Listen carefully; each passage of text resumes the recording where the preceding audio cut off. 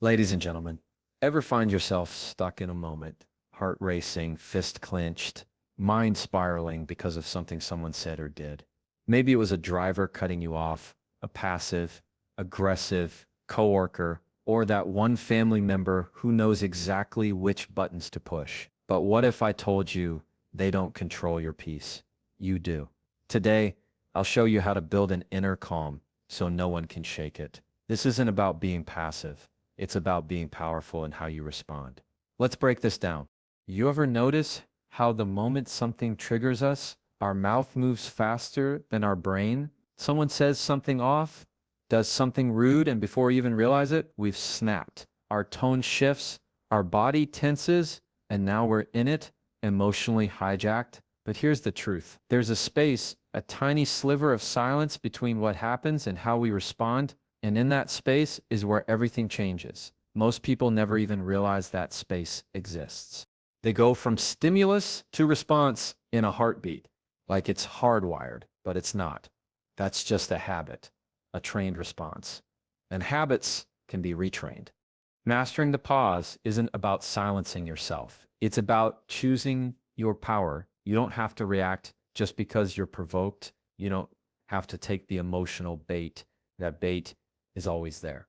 Someone's sarcasm, someone rolling their eyes, someone interrupting you mid-sentence, and you can feel it rise in your chest. That heat, that pressure, that's your cue. That's the moment you pause.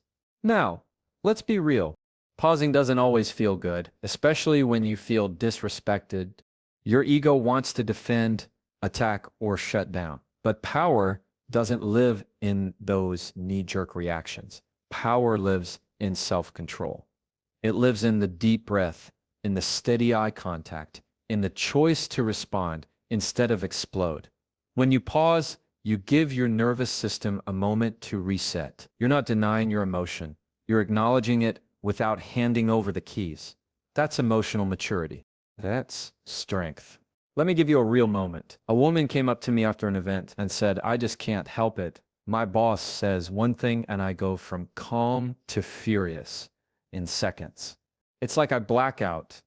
And I told her, "That's not your boss's power. That's your body reacting before your brain can lead."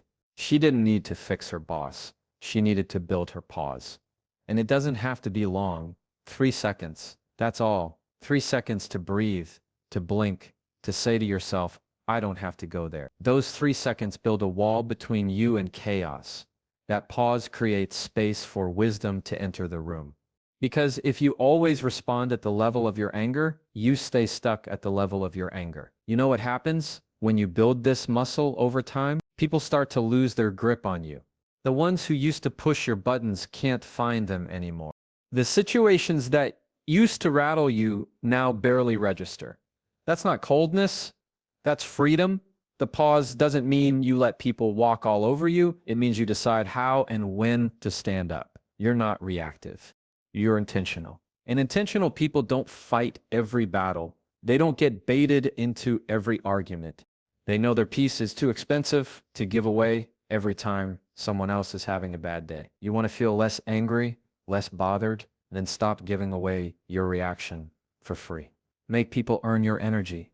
Make them earn your words. Don't just hand over your power because someone made a comment or gave you a look. Hold your power close, guard it, and I promise you, the more you practice this, the stronger you become.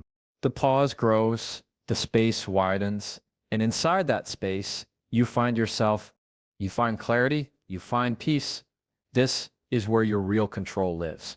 Not in what others do, but in what you choose to do next. So pause, then choose power. It's so easy to take things personally. Someone snaps at you in a meeting, and your mind immediately goes, "What did I do wrong?" A friend goes silent, and you wonder, did I offend them? That text with no emoji. Why are they mad at me? We internalize other people's behavior like it's a direct reflection of us, like we somehow caused it. But here's what I need you to understand. Most of the time, it's not about you at all. It's about of them. People are patterns. They bring their habits, their history, their trauma, their fears everywhere they go. If someone is constantly short-tempered, defensive, or dismissive, that's not a verdict on your worth. That's a pattern they've likely repeated with everyone they come in contact with. It just happened to land on you today. The moment you detach from the idea that their behavior is about you, you take back your peace. You stop feeling like you have to fix yourself to fix. That's a heavy burden to carry, and it's one you don't need to hold. Someone cuts you off in traffic. It's not personal. That's how they drive. A coworker gives you the cold shoulder. It's likely their default mode when they're overwhelmed or insecure. Your partner shuts down during arguments, not because you're not worth talking to, but because they never learned how to communicate through discomfort. That's a pattern, and when you can name it as that, you release yourself from taking it on as your responsibility. Now, I know it still feels personal, especially when it's someone close. But think about this. If someone hands you a box of emotional chaos and you take it, carry it, open it, and start sorting through it, you just made it yours. But it was never yours to begin with. You have the right to set it down. You have the right to say, that belongs to you, not me. We're not here to carry everyone's emotional baggage. We're not here to decode every cold glance or snide remark.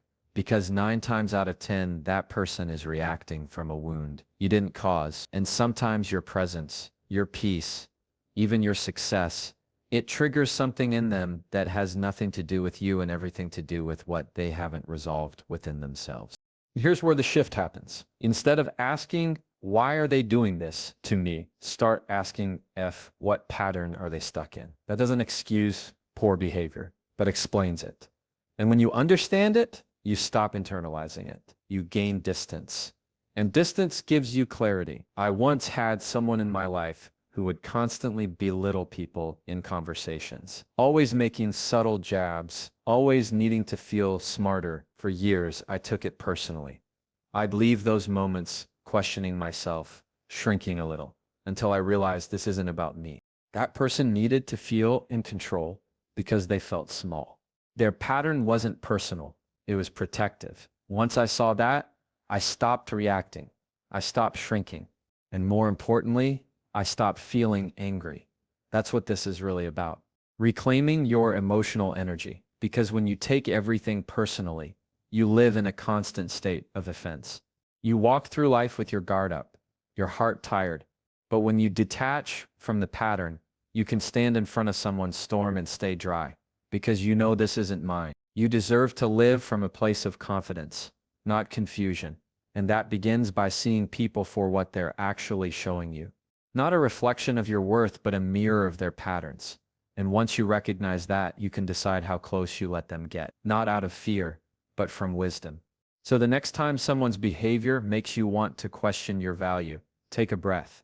Ask yourself, is this about me, or is this just their pattern playing out again? That question alone can set you free. You don't have to carry what was never yours. So much of our anger, our frustration, our stress, it doesn't actually come from what happens. It comes from what we tell ourselves about what happens. That inner dialogue, that split-second story we create to make sense of a situation becomes the lens we see everything through. And the truth is, most of the time the story isn't even accurate. But our emotions, they still react like it's gospel. Think about it. Someone walks past you without saying hello. Instantly, your mind starts writing, they're ignoring me. I must have upset them. They're being rude on purpose. That story builds tension. That story pulls you into a loop of overthinking. But what if the real story is they didn't even see you, or they were deep in thought, dealing with something heavy? You know nothing about. We don't react to reality. We react to the meaning we attach to it.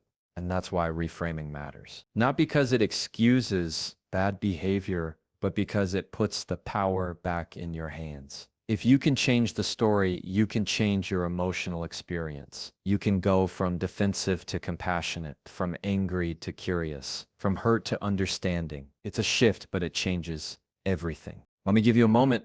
I remember having a conversation where someone completely cut me off mid-sentence, my immediate story. They don't respect me. They don't care what I have to say.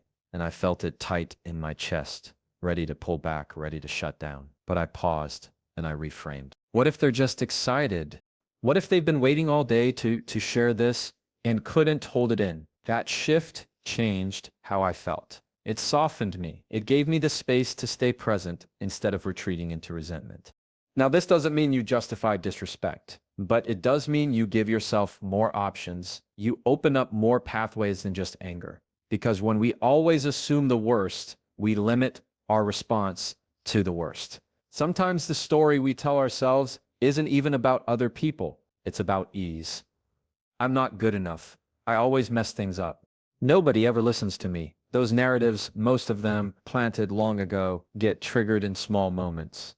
And suddenly, we're not just reacting to what's happening. We're reacting to years of hurt, years of beliefs we never questioned. You have the right to question them now. You have the right to ask, is this story helpful? Is it even true? Because if it's not helpful and it's not true, why are you letting it run your mind? This is where emotional strength comes in. Not in pretending things don't bother you, but in choosing how you interpret them. You can say to yourself, maybe they're having a bad day. You can say, maybe that had nothing to do with me. You can say, I don't need to create drama where I can create grace. A reframing isn't lying to yourself. It's giving yourself a more balanced, honest way of looking at what just happened. It's stepping back far enough to see the full picture, not just the part that made you feel small. And when you practice that again and again, something shifts. You become less reactive. You take things less personally. You move through life with more ease because you're not constantly under attack, not from others and not from your own thoughts. It's okay to feel what you feel. That's human. But your feelings are shaped by your thoughts, and your thoughts are shaped by the story you tell. So if you want to feel differently, start by telling a better story, one that gives you peace instead of pain, one that invites understanding instead of offense. You are the narrator of your life. No one else gets to write the meaning but you. Choose the story that sets you free. There's a difference between being strong and being hardened. A lot of people confuse the two. They think strength is about shutting people out, snapping back, staying guarded, staying sharp. But that's not strength. That's a reaction shell. It looks tough on the outside, but it's built from pain. And when you're living in that shell, all it takes is one comment, one look, one mistake, and you crack. Real strength doesn't live on the outside. It lives deep in your center, that emotional core. That's what steadies you. That's what allows you to face tension, disrespect, conflict without folding or flaring. It's not that you don't feel the emotion. You do. You just don't let it run the show. Building that emotional core isn't flashy. It's quiet. It's personal and it's daily. It's choosing to reflect before you react. It's choosing to breathe before you break. It's choosing not to match someone else's chaos with your own. That doesn't mean you're weak. That means you're wise. You're grounded. Now let's be honest, life will test you, people will test you. You'll encounter disrespect, betrayal, misunderstanding. And if your only defense is snapping back or shutting down, you'll keep cycling through the same kind of pain, just with different faces. But when you've done the inner work, you're not moved by every storm. You can feel the pressure, hear the noise, and still move with clarity. This kind of strength starts with knowing yourself, what triggers you, what wounds you carry, where your insecurities lie. Because if you don't know those things, they'll get pushed and you'll react without realizing why. But when you do know, you can pause, you can name it, you can decide, I'm not going to let this moment define me. I'm going to respond from my values, not my wounds. Your emotional core gets built through little practices. Getting still in the morning before the noise of the world begins. Journaling instead of venting. Taking a walk instead of firing off that angry text. Saying, let me think about that, instead of giving an answer you'll regret. These aren't signs of weakness. These are signs of discipline, and discipline is power. People who are constantly reacting, they're tired because they're living on edge, waiting for the next person to offend them, living in defense mode. But people who've built emotional depth, they walk differently. They listen more than they speak. They choose peace over proving a point. Not because they're trying to avoid conflict, but because they know what's worth their energy and what isn't. Let's be clear, this doesn't mean you don't hold boundaries. It doesn't mean you tolerate mistreatment. It means you don't let mistreatment take over your whole day, your whole spirit. You learn how to speak up with calm, how to walk away with grace, how to stand firm without turning cold. It's not about building walls, it's about building roots. And those roots, they hold you steady when things get messy. Because no matter how evolved we think we are, life will still throw things at us. Someone will say something they shouldn't. A situation will blindside you. That's just part of being human. But when you have that core in place, you can feel the emotion without becoming it. You don't have to match anyone's low energy. You don't have to raise your voice to be heard. You don't have to win every argument. Sometimes the most powerful thing you can do is stay centered, stay soft, and stay clear. Reaction is easy. Strength is earned. And the more you invest in your emotional core, the more unshakable you become. Not hard, not bitter, but strong in a way that nothing and no one can take away from you. Let your peace be your power. What I want you to leave with today is this. You don't need to control other people to protect your peace.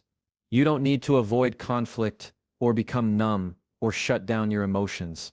You just need to build the tools that keep you centered. No matter what's happening around you, pause before you react.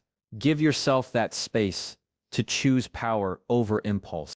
Detach from the idea that every behavior around you is about you. It's not. Shift the story you tell yourself from one of threat to one of understanding, and build your emotional core so deeply that no comment, no glare, no energy can shake what's steady inside you. This isn't about pretending things don't bother you. It's about choosing not to carry what isn't yours. It's about becoming so anchored in who you are that you can move through this world with grace, no matter who tries to pull you off course, because your peace is your responsibility and your power lives in how you protect it. So when the moment comes, and it always does, you don't need to fight. You don't need to flee. You just need to breathe and choose.